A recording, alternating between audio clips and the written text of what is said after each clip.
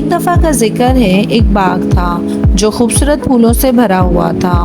وہاں ایک چھوٹا انوکھا پھول تھا جس کا نام لونا تھا۔ دوسرے پھولوں کے برعکس لونا کی پتیاں جامنی اور سبز رنگ کی تھیں اور اس کی ڈنڈی ذرا مڑی ہوئی تھی۔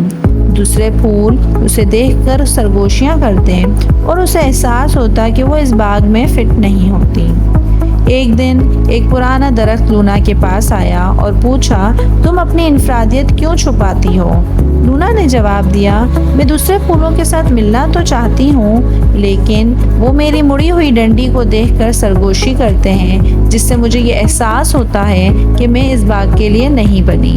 درخت مسکرایا اور کہا، تمہاری خصوصیات ہی تمہیں خاص بناتی ہیں، ان کے بغیر باغ بے رنگ اور یکسانیت سے بھرا ہوا ہو جائے گا۔ درخت کی باتوں سے متاثر ہو کر لونا نے اپنی انفرادیت کو اپنانا شروع کر دیا۔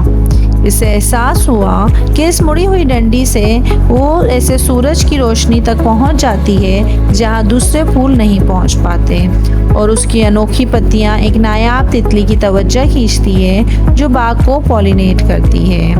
جلد ہی دوسرے پھولوں نے لونا کی طاقتوں کو تسلیم کیا اور اس کی انفرادیت کا جشن منایا۔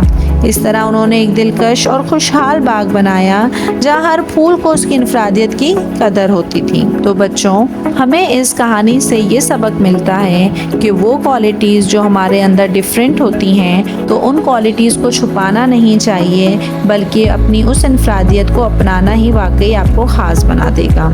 دوسروں کے معیار پہ پورا اترنے کی کوشش کبھی بھی نہ کریں، بلکہ جو چیزیں آپ کو دوسروں سے مختلف بناتی ہیں ان کا جشن بنائیں اور دنیا کے ساتھ اپنی منفرد صلاحیتیں بانٹیں۔